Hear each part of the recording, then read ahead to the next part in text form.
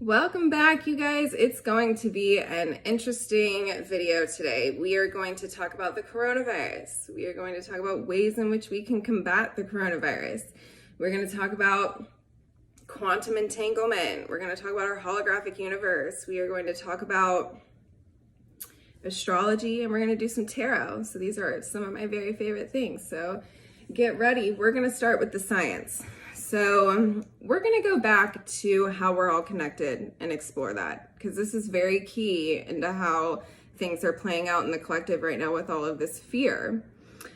So let's go back to 1997 and look at an experiment that happened at the University of Geneva in Switzerland. So what they did here is they isolated a photon and split it into two twin photons. Now, why this is important, I'll preface, is because photons are what all atoms are made of. They're light particles. They're what this universe is made of. They're what we are made of. That is a photon. So they took one of these photons, they isolated it and split it into two twin photons, shot one of these photons down a fiber optic cable 7 miles this way, and another one down a fiber optic cable 7 miles this way. So they separated this out of an original source of matter into two separate identities that were twin and shot them down these fiber optic cables, right? So what happened was in this experiment is that they would, and the term that they use is tickle. So they would tickle one photon on one end, and the photon on the other end, 14 miles away now, would mirror that experience exactly.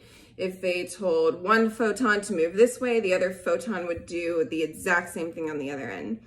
This is important also because there was zero time lag. Zero. They measured this on an atomic clock. This happened energetically at the exact same time. This did not happen over space and time. This happened energetically and instantly. So what this tells us, that all photons, regardless if they're separated from their original source of matter, are connected in an energetic way. Now, these are the things that we are made of. And if you reverse the mathematics of the Big Bang, because we live in this ever-expanding universe, right?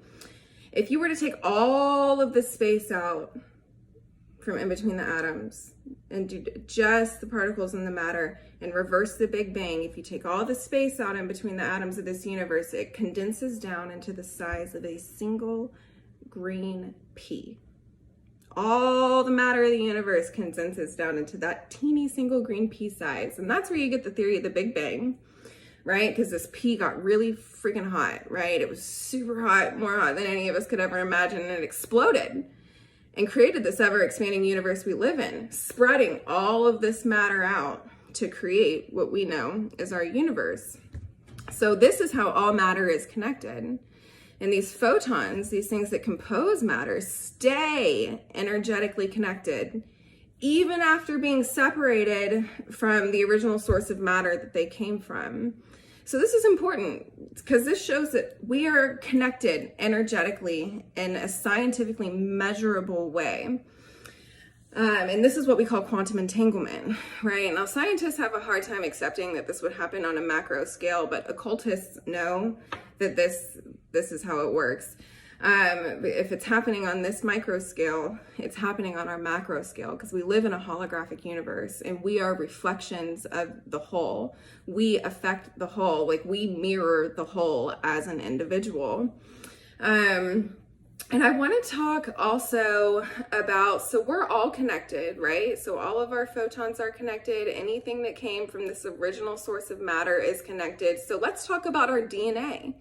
Let's talk about how our DNA interacts with these photons. So scientists have done another experiment, another peer-reviewed study. I'll link him in the description, but Greg Braden on Missing Links goes over all of this in a lot more detail than I do, and so eloquently, and explains it. And I would really highly advise everybody to go check out his show, Missing Links. But in any case, so let's talk about this experiment. So scientists pretty much vacuumed out this container, vacuumed everything out of this container except for photons, right? So they vacuum sealed this container with just photons. And what they found is that when they looked at these photons, they were arranged just kind of chaotically. They hadn't committed to any kind of structure. It's just these kind of photons floating around. But when they added human DNA to these photons, to this container that these photons were in, they started to structure themselves like this DNA. So it gave them order. They interacted. What this shows that these photons interact with our DNA, right? So what we are made of, our DNA interacts in a measurable way with these photons, okay? Now, why this is important, and this ties into the fear surrounding the coronavirus. This is important because there's so much fear going on. And it has also been measured scientifically that when you are experiencing emotions like fear, like anger, like panic, like worry, like any of these emotions, your DNA coils up tighter, right? So we know how our DNA is. And when we experience these emotions, our DNA coils up tighter, where it's unable to function at its highest potential. Now, what scientists also found is that when you are focusing on emotions like gratitude, love, compassion, when you are coming out of your heart space, your DNA relaxes to the point where it almost looks like it's going to replicate. Like, that's how healthy it is when you're emitting those emotions. And this is scientifically measured, you guys. This is not like some pseudoscience crap that I'm throwing out. I'm just measuring the science with the spirituality here. So this is important. So our DNA interacts with these photons that are connected with our entire universe. So when you're engaging with this kind of fear and this kind of panic and this kind of worry, and you're letting that set into your DNA and you're letting it coil up into those tight pieces, and your DNA is interacting energetically with the photons in this entire known universe, it just spreads this inability to heal. Your DNA, when it's like that, its immune system isn't functioning at its highest capabilities. Your healing isn't able to function at its highest capabilities. Everything is restricted. So it is so important, you guys, to spend some time coming out of your heart space and sending healing energetically through this universe. You have the power to make an impact as an individual by just doing that. That is how connected we are. That is what spirituality means when it says we are all connected. On a quantum level, we are all connected. The photons in us affect the photons in another individual 5,000 miles away. All matter initially came from the same source. All of our photons are connected. This fear that you're letting spread out, this panic, this engagement with the media, which also, this is a way to control. The powers that be know this, you guys. They know about this interaction and how things are connected. And what a better way to control the masses than to send out some fear and make it to where their DNA can't function at its highest potential. This is all connected, you guys. We need to start waking up. We need to start seeing this. Science is marrying with spirituality. But our worldview, there needs to be a paradigm shift in the way that we're looking at these things. This is craziness.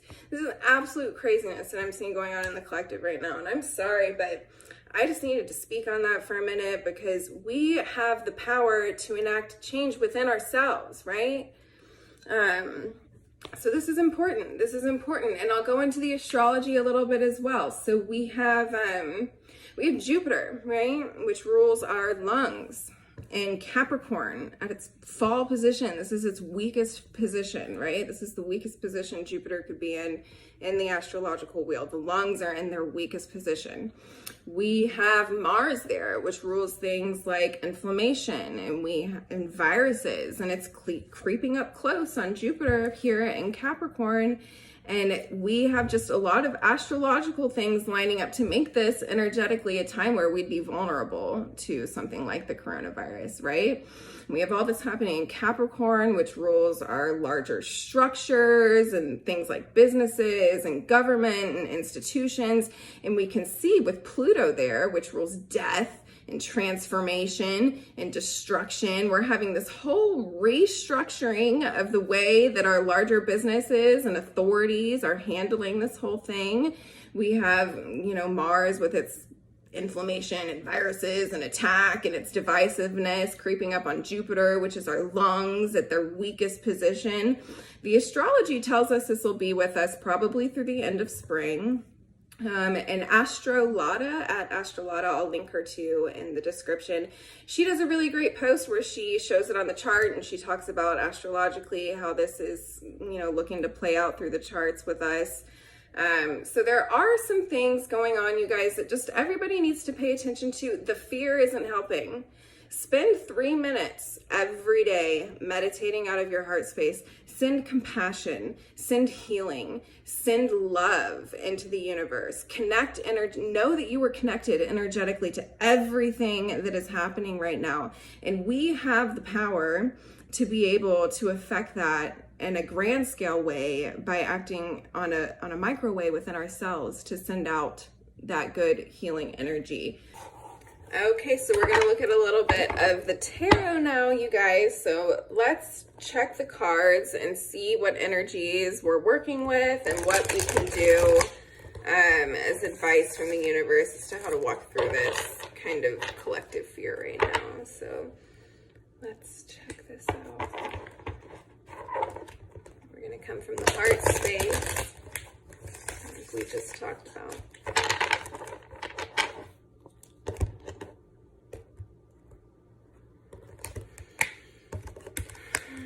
Okay, so the cards say,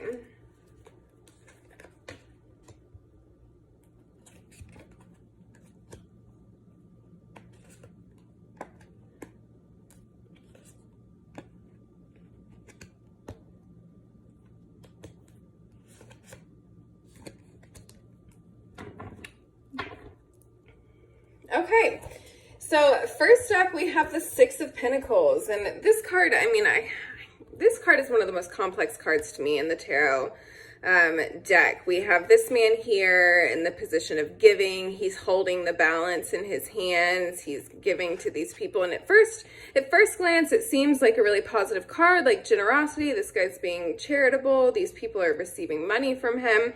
But it's also a larger power structure at play here. This man's really the one who holds the balance, and he keeps these people in a receiving position. He keeps them in fear because he's in control of these scales here. So yeah, we're all being really controlled by fear tactics right now. We're all feeling like we're on the receiving end of this power structure up here, and we're all just kind of begging for mercy, I feel, at this moment, especially with this coronavirus going on right now. Our challenge is in the moon. So this is interesting to me because there's so many different avenues to explore with this card. The moon is a very animalistic card. It brings out your animalistic nature. So you can see people reverting to their reptilian brain, to this kind of survival mode brain where it's just all very animalistic. People are kind of turning to survival mode and even, buying all the toilet paper, like all of this craziness is going on. And it's a full moon. We did just have the full moon not too long ago. And I think our challenge is in what this is releasing, this kind of fear, this kind of animalistic behavior. There's a hidden element with the moon. There's things that we can't see. The moon comes out in the darkness. There are things going on. So our challenge is in the way that we're engaging with this kind of this animalistic survival mode energy, and B, that there are just things hidden that you're not seeing right now. And part of that is our connectedness and our ability to enact change as an individual upon the collective, like I just talked about with all the science behind of this. Now, the energy surrounding this that we got is the Six of Wands. So yes, so there is going to be victory again. And like I said, with the astrology, this will pass, but it's going to, if you look at the astrology, it seems like it might be here with us through the end of spring, but there is going to be a victory over this. humanity goes through these cycles. We have these stages of evolution, right? So don't fear that this is the end of the world. Like there is kind of like this victory coming. There's this energy, kind of this charge coming up.